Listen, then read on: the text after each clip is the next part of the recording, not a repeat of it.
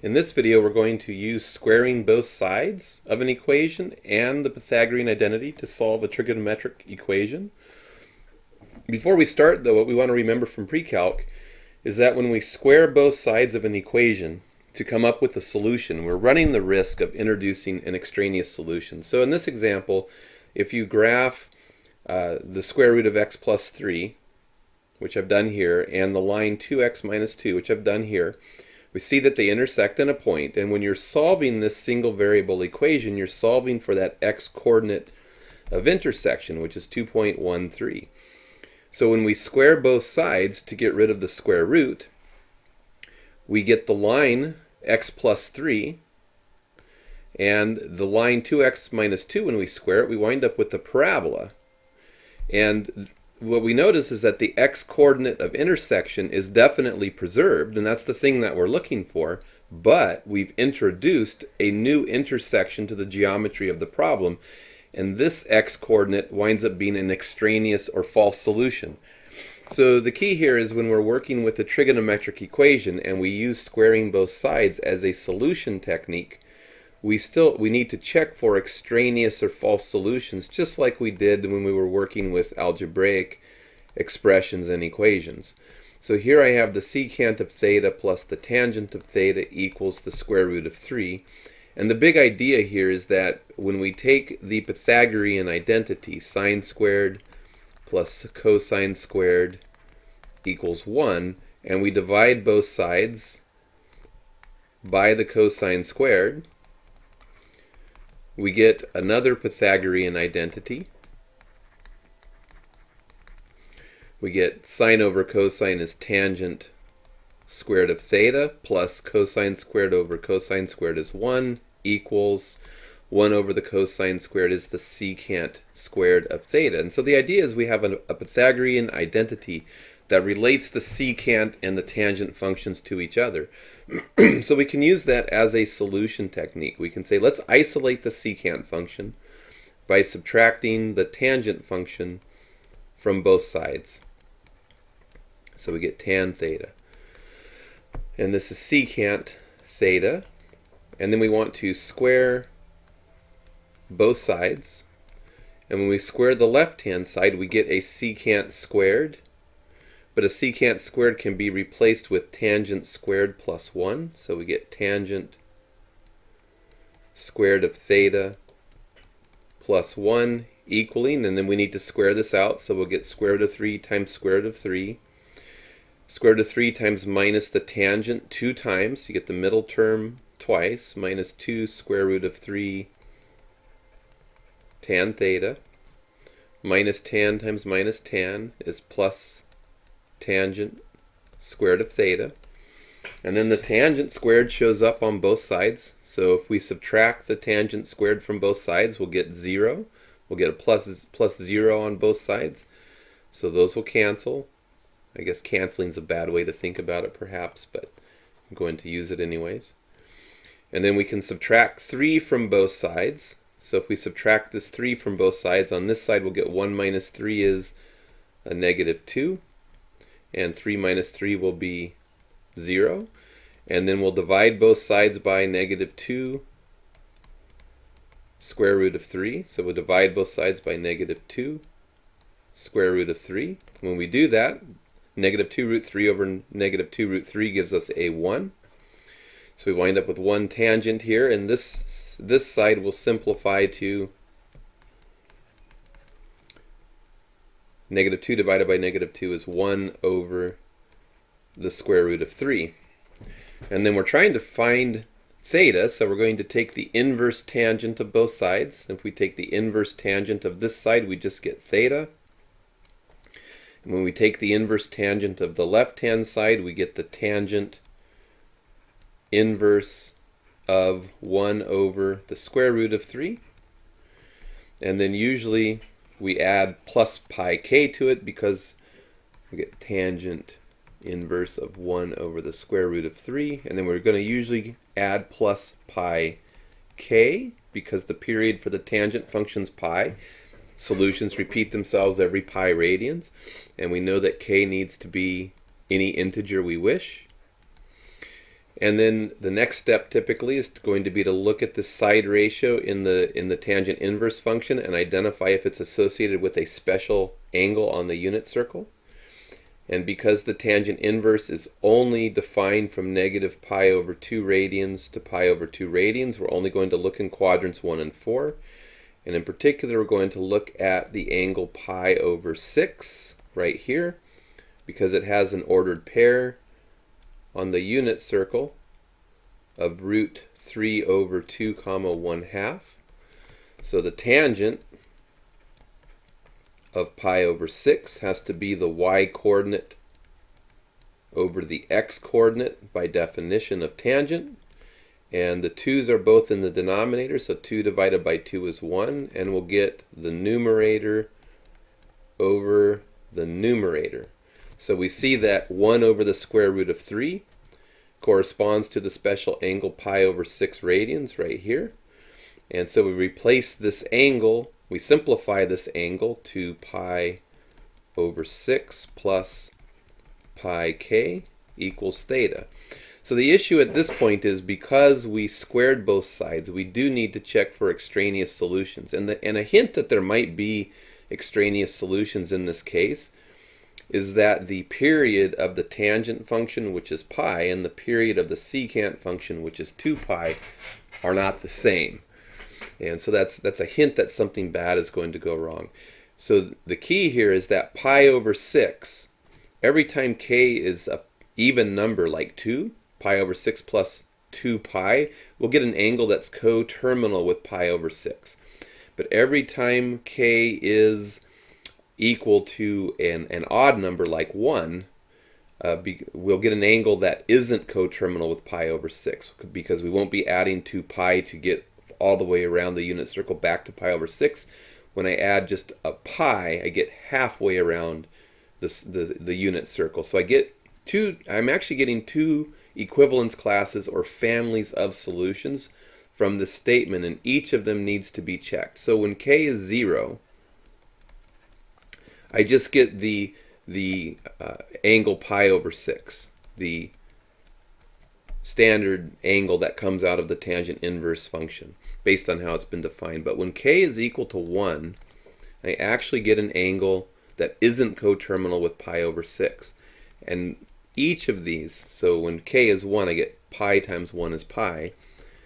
And then if I find a common denominator so I can add them up, I'll do 6 over 6. So I get 7 pi over 6 as an angle that's not coterminal with pi over 6, that's being generated by this statement. So each of these need to be checked to make sure that they're actually solutions to the original equation. So we'll take the left-hand side of the original equation, secant of theta plus secant of theta plus tangent of theta, and we'll check it when theta is equal to pi over 6. And really what we're checking by plugging in pi over 6 is we're checking whether the family of solutions theta equals pi over 6 plus every angle coterminal with pi over 6, so plus 2 pi k, where k is any integer we wish. We're checking to see if this family of solutions actually satisfies this equation. We're checking to see if we get an identity. When we plug in pi over 6, do we get the square root of 3 on the left-hand side? So the secant is the reciprocal of cosine, and at pi over 6 radians, the cosine is going to be root 3 over 2. So secant of pi over 6 is going to be 2 over the square root of 3, plus the tangent of pi over 6, we already calculated, it's 1 over the square root of 3. So we're going to get 1 over the square root of 3. So the denominators are already the same. So we go add the numerators. 2 plus 1 is 3 over the common denominator.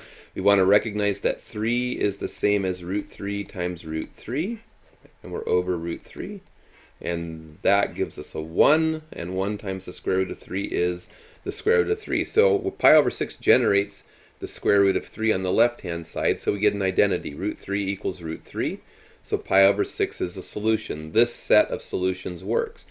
But now we need to check whether the family of solutions generated by angles that are coterminal with 7 pi over 6 are solutions. In other words, is it the case that theta equals 7 pi over 6, which came from plugging k equal to 1 in here, plus all angles coterminal with it, are these solutions as well?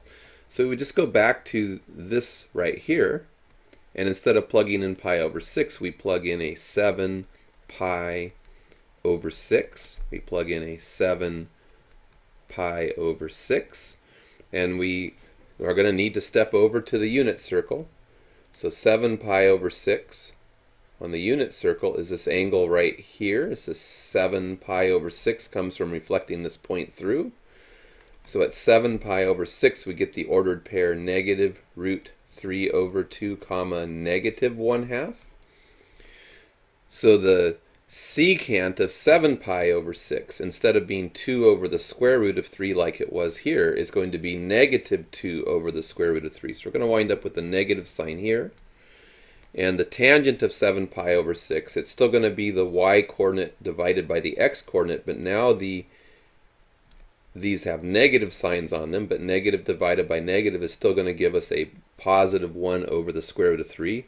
So when we add these now, we get negative 2 plus 1 is negative 1, and negative 1 over the square root of 3 does not equal the square root of 3. So 7 pi over 6 and all coterminal angles are extraneous solutions.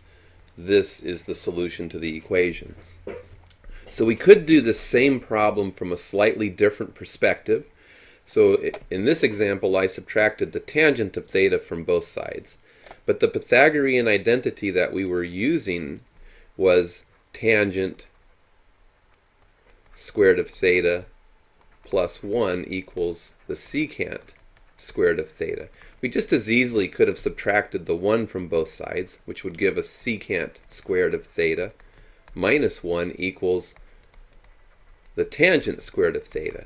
And from this perspective, what we would do is get the tangent function by itself. So if I have secant of theta plus tangent of theta equaling the square root of 3, instead of subtracting the tangent from both sides, I could have said, hey, I'm going to subtract the secant from both sides and isolate the tangent function. So I get tangent of theta equaling the square root of 3 minus the secant of theta, which is different than how we did it last time, but the principle's the same. Now if I square both sides,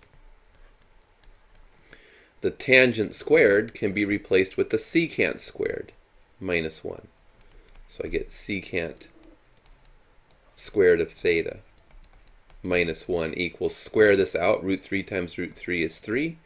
We get root 3 times minus secant theta 2 times, so minus 2 root 3's secant theta. And then minus secant theta times minus secant theta is plus secant squared of theta.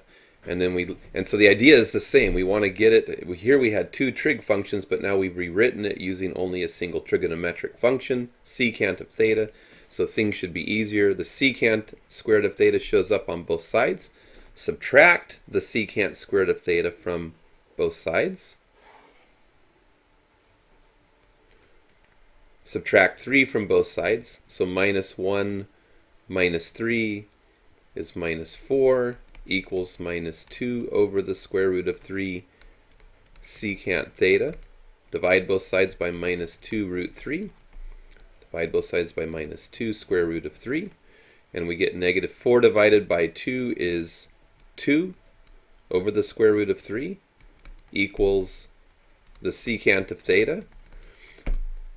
Recognize that the secant function is the reciprocal of the cosine function. So cosine of theta equals, and the reciprocal of this is square root of 3 over 2. So we'll work at it from a cosine perspective. Just because the solution techniques we developed using sine, cosine, tangent. So when we have secant, cosecant, cotangent, we just use the reciprocal identities to move ourselves over into sine, cosine, or tangent world.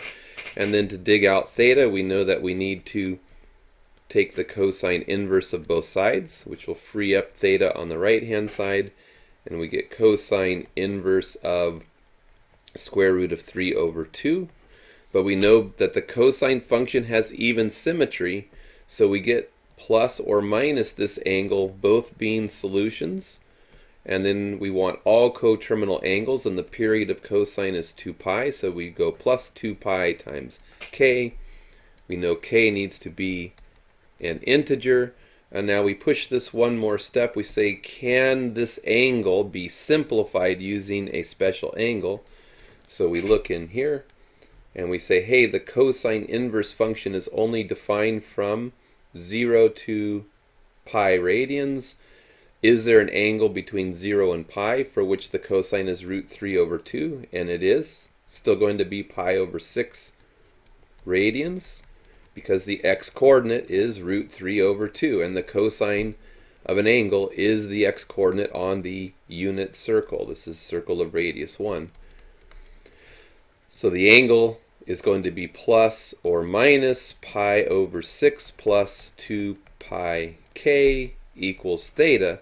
But again, we need to, it looks like we have the solution, but because we squared both sides right here in this step, we need to check for extraneous solutions.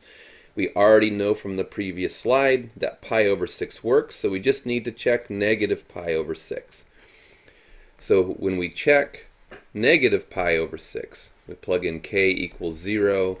0 times this stuff is 0, plus negative pi over 6 is negative pi over 6. We want to check the angle negative pi over 6.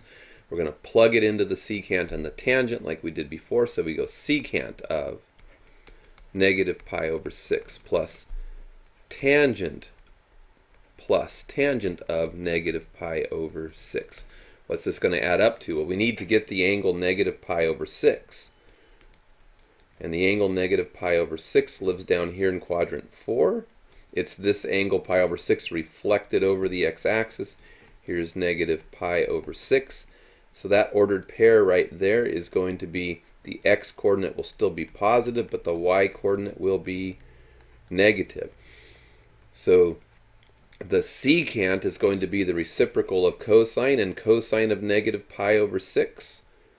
The cosine of negative pi over 6 is root 3 over 2, so the secant is going to be the reciprocal 2 over the square root of 3, plus the tangent. The tangent of negative pi over 6 has to be the y-coordinate divided by the x-coordinate. The 2's are both in the denominator, so 2 divided by 2 is 1, which leaves us with the numerator over the numerator. So we get plus negative 1 over the square root of 3. The denominators are the same, so we add the numerators. 2 plus negative 1 is 1. And we want to notice that 1 over the square root of 3 is not the square root of 3. So negative pi over 6 is an extraneous solution. It doesn't work. We get rid of it and say, hey, the solutions are pi over 6 plus 2 pi k equals theta.